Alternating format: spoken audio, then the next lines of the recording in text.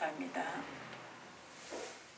어느 사이 겨울을 맞이하나 했는데 또 봄이 오고 또 그러다 보면 이 한 해가 또 지나가겠죠. 여러분, 이 사계절을 우리는 매 해마다 맞이하면서 그러나 그 계절을 다 아주 많이는 받아들이지 못할 것입니다. 우리가 살아가는 동안에 과연 이 계절들을 얼만큼 받아들일까요? 이제 곧 얼마 안 있으면 벚꽃이 필 것입니다. 여러분들은 여러분 생애 동안에 그 벚꽃을 얼마나 볼 수 있으리라고 생각하십니까? 아무 생각 없이 걷습니다. 아무 생각 없이 우리는 하루하루를 보내고 있습니다. 물론 우리는 우리가 살아가며 죽음이 우리를 함께한다는 것은 생각을 하지 않습니다. 그러나 우리가 깨달아야 할 것은 이 삶 속에는 죽음이 늘 항상 함께한다는 것을 우리는 깨달아야만 됩니다. 그리고 예수님께서 부활하셔서 승천하시고 또 그분이 또 한 번 우리에게로 오신다는 것을 우리는 다 깨닫고 있습니다. 이 사순절을 통해서 주님을 좀 더 가까이 모시고 주님 앞에 더 가까이 나가는 우리가 되었으면 합니다.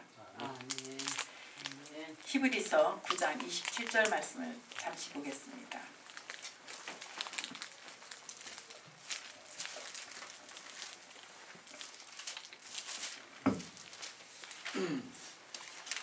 찾으셨으면 함께 읽겠습니다. 한 번 죽는 것은 사람에게 정해진 것이요 그 후에는 심판이 있으리니. 아멘. 우리는 동물이든 사람이든 이 세상에 태어남과 동시에 우리는 또 그와 죽음을 맞이하게 됩니다. 그러나 과연 우리는 죽음을 얼만큼 생각하고 있을까요? 우리 젊은 사람들은 죽음을 생각하지 않을 것입니다. 죽음은 마치 우리와 아주 먼 거리에 있는 것으로 우리는 생각을 합니다. 그러나 또 그와 함께 주님께서 우리를 도와주시기 때문에 우리는 믿음의 사람의 길을 걸을 수 있는 것입니다. 주님의 재림을 우리는 또 깨닫고 믿고 있습니다. 그 재림의 시기를 언제인지는 알지 못하지만 어느 정도는 우리는 깨닫고 느끼고 있습니다. 믿지 않는 사람까지도 때가 다 되었다고 말하고 있습니다. 마가복음 9장 23절부터 28절을 보겠습니다.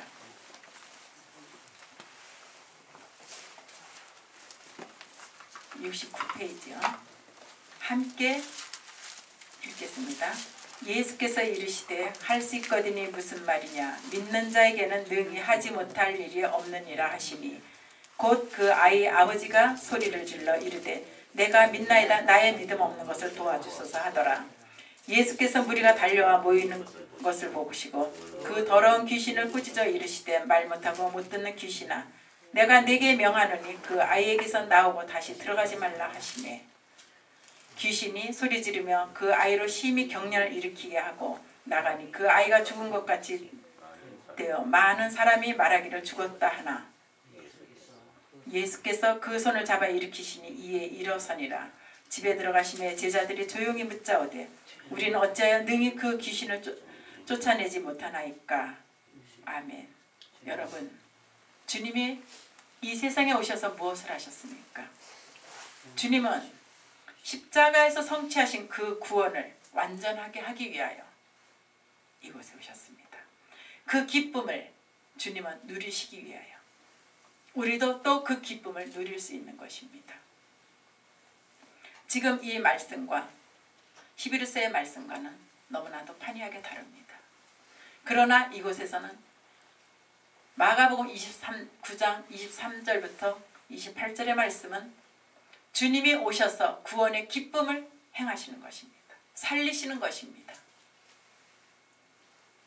그러면 여러분, 또 그 후에는 우리에겐 죽음도 있다는 것을 알리시는 말씀입니다. 여러분, 우리는 이 세상을 태어났지만 곧 언젠간 떠날 것입니다.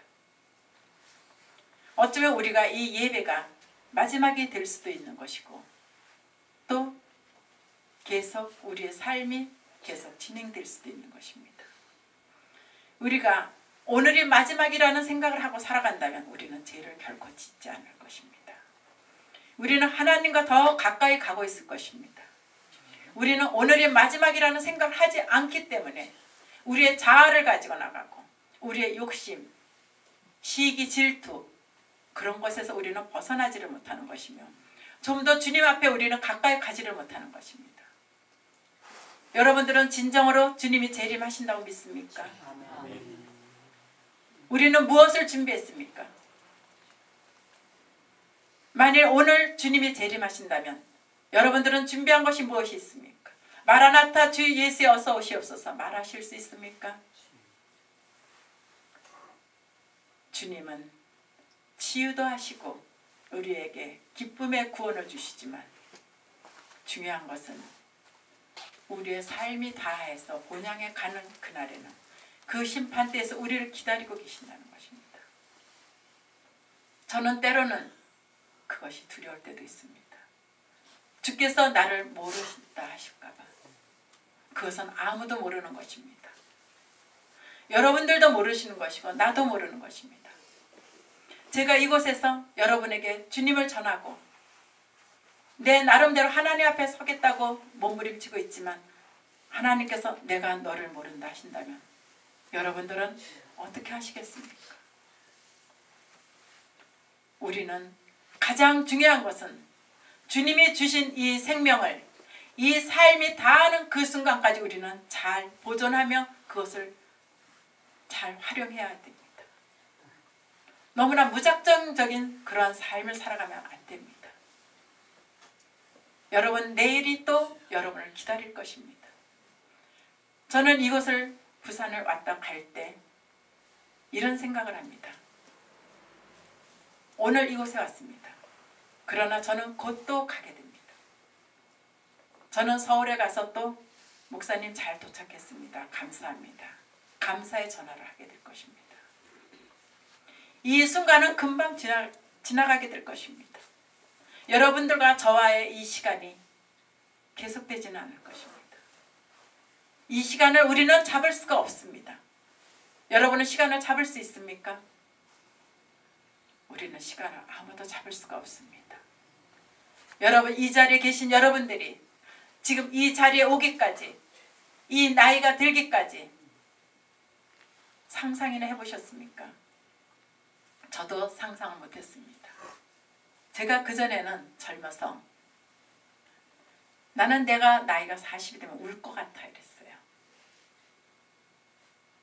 왜 그랬을까요? 여자니까. 나이가 40이 되면 굉장히 아줌마 같은 기분이 들 것 같아요. 그래서 막 울을 것 같아요. 서글퍼서. 그런데 그 40이 저는 혼란스럽게 지나갔습니다. 부도가 남과 동시에 그 속에서 어떻게 정신없이 지나가는지도 모릅니다. 그렇게 주님과 함께 동행하며 살아왔습니다. 그리고 내가 60이 가까이 되리라고는 상상도 못했습니다. 마음은 20대의 마음인데 내 마음은 그대로 소녀 같은 그 마음을 가지고 있는데 꽃을 보면 기쁘고 낙엽이 지는 거리를 보면 걷고 싶고 그 마음은 그대로인데 내 몸은 예전의 모습이 아닌 나이가 들어가는 모습을 보게 됩니다. 30대까지만 해도 사진을 찍을 때는 젊었습니다. 그런데 사진을 찍으면 이제 사진에서 나타나요. 우리의 모습이. 여러분 우리는 언제까지 우리가 젊고 건강하게 계속 삶을 살아갈 수는 없습니다. 죽음과 삶과 그 환희 속에서 우리는 항상 그 교차하는 가운데 우리는 살아가고 있을 것입니다. 죽음과 함께하는 삶. 여러분 멋지지 않아요? 그 말? 죽음과 함께하는 삶. 그렇다면 우리는 하나님 앞에 결코 죄를 짓지 않고 살아갈 수 있을 것입니다. 죽음과 탄생, 탄생하며 죽고. 여러분, 우리는 우리에게 죽음이 만일 다가온다면 그것을 받아들여야 됩니다. 그것을 직면할 수 있어야 됩니다. 아무리 어떠한 대통령이라 할지라도 나에게 다가오는 죽음을 피할 수가 없습니다. 그러나 만일 나에게 죽음이 다가온다면 어떻게 멋지게 그것을 받아들일 수 있느냐? 어떻게 고귀하게 그 시간을 쓸 수 있겠느냐? 그것이 가장 중요하다고 생각합니다. 여러분, 갑작스럽게 교통사고로 죽거나 갑작스러운 죽음을 당하는 사람은 회개를 할 시간이 없습니다. 제가 아는 어떤 사람이 이러한 말을 하더라고요. 우리는 매일같이 회개를 해야 된다고 했습니다. 그랬더니 뭐라 말을 하냐면 나는 죽을 때가 되면 회개를 할 거라고. 여러분, 언제 죽을 줄 알고요? 회개를 언제 할 수 있어요? 만일 우리가 갑작스러운 죽음을 당한다면 우리는 악소리와 함께 회개할 시간이 없습니다. 아마 그와 동시에 지옥의 사자들이 와서 그냥 바로 데려갈 것입니다.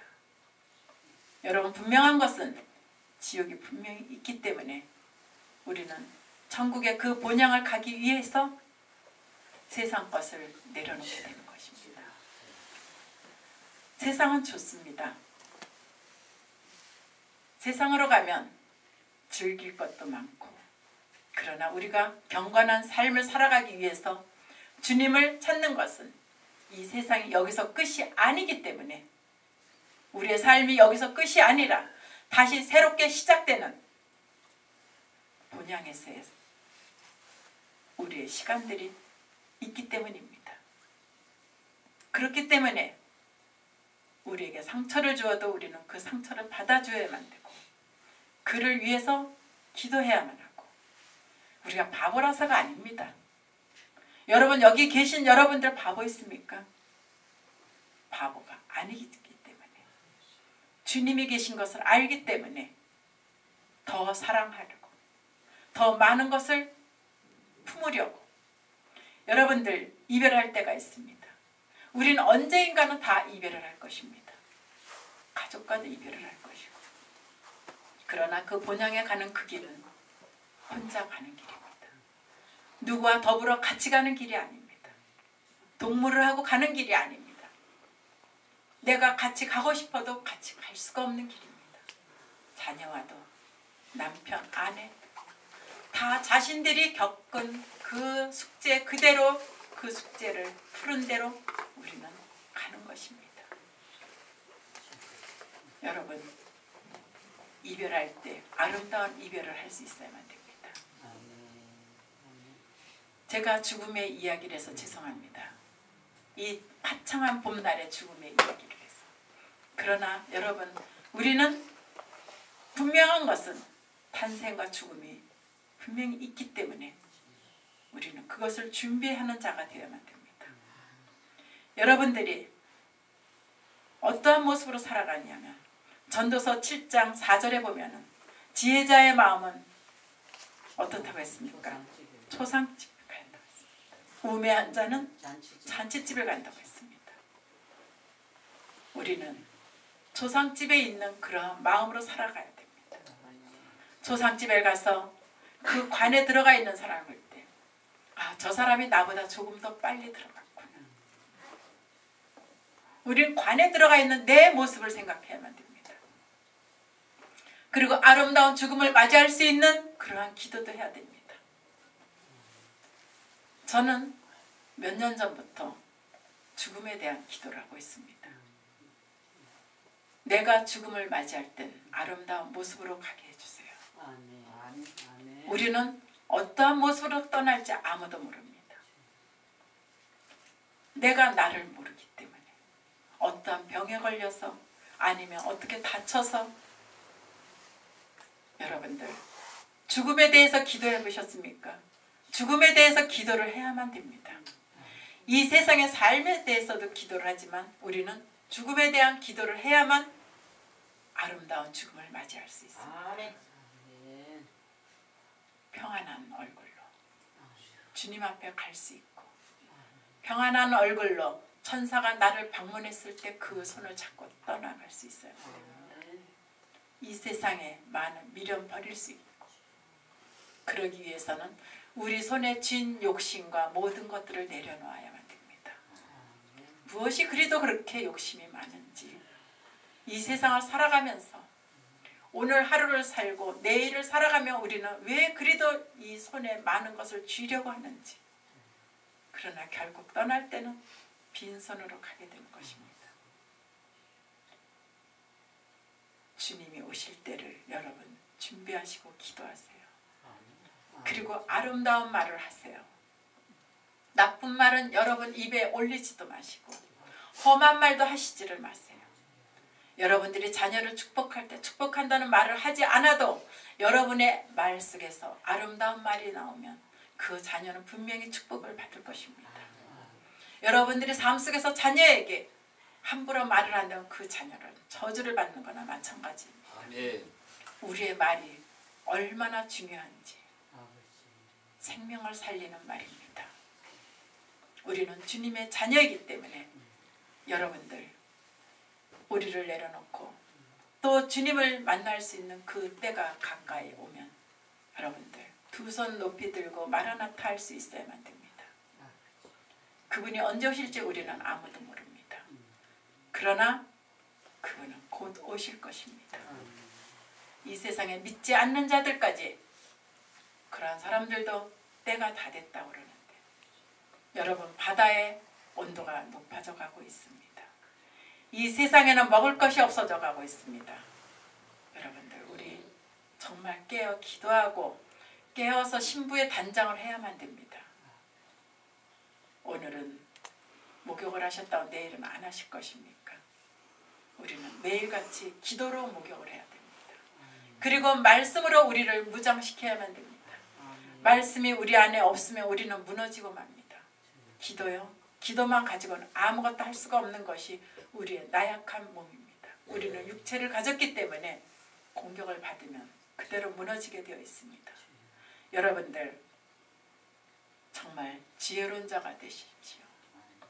주님을 늘 맞이할 수 있는 그런 지혜로운 자가 되시고 오늘 여러분과의 그 기도 시간은 오늘은 그냥 이 예배가 끝나고 다 같이 통성기도로 마치겠습니다. 왜냐하면 오늘 방송도 있고 그래서 빨리 끝내야 될 것 같아요. 예, 오늘 여기서 이것으로 마치고 우리 하나님 앞에 모든 영광을 돌리겠습니다. 잠시 기도하겠습니다.